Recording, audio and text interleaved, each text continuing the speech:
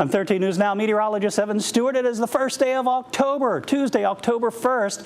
Only 2 months left in the Atlantic hurricane season, and things continue to be fairly active with our tropical storm that is almost a hurricane. That's Kirk. And we still have a ways to go, even though it's still 2 months left in the hurricane season. Notice here that we start the month of October fairly active, and things start to wind down by about the middle of the month. And this is looking back at all the tropical systems, all the hurricanes in yellow and red there, hurricanes and tropical storms. This is the number of storms that occurred during any particular day when we take a look at the average from 1944 all the way through 2020. And again, you can see that peak, which is typically around September 10th. Again, that's the one day that is the peak, but it really is from about early September through say early to mid-October that we see the heart of the activity.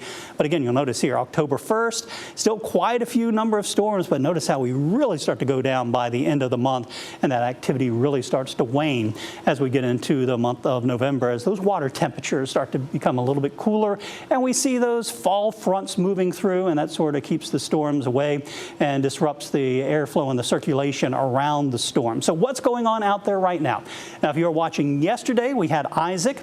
We also had Joyce. Neither one of those storms exist anymore. They've transitioned into extratropical systems. Hurricane Center no longer issuing advisories on those storms, although there's the remnants there of Joyce. Again, not looking like anything tropical.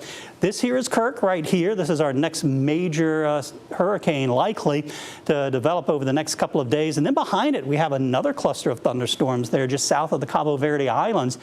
Pretty likely that later today or tomorrow we'll have a brand new tropical depression or tropical storm. The next name on the list is Leslie, and we're still watching an area back here across the Gulf of Mexico. So let's zoom in here. This is Tropical Storm Kirk, almost a hurricane. As of the 11 o'clock advisory from the National Hurricane Center, winds are up to 70 miles per hour right now, about 1,000 miles west of the Cabo Verde Islands. Moving to the west-northwest at 13. The good news is Kirk not expected to impact land. Here's the forecast cone over the next 5 days.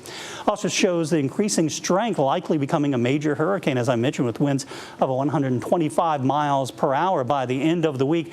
But notice it curves out here in the Atlantic. There's Bermuda right there. And of course, here's the east coast of the United States. So it's well out there in the middle of the Atlantic, a fish storm. And that's certainly some good news as it keeps it away from any land masses.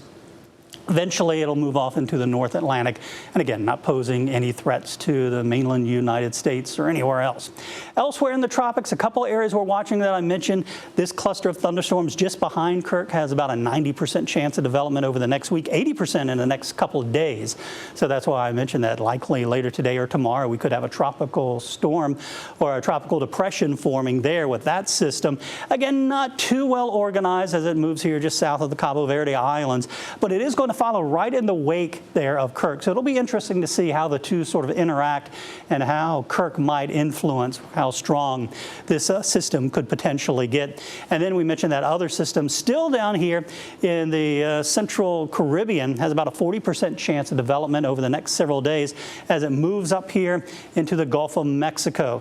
Again, a lot of questions about what could happen with this once we get out beyond 7 days, whether it does develop into anything tropical. Even if it doesn't, could still produce some very heavy rains along parts of the northern Gulf Coast. So that's something we'll, of course, continue to monitor as well.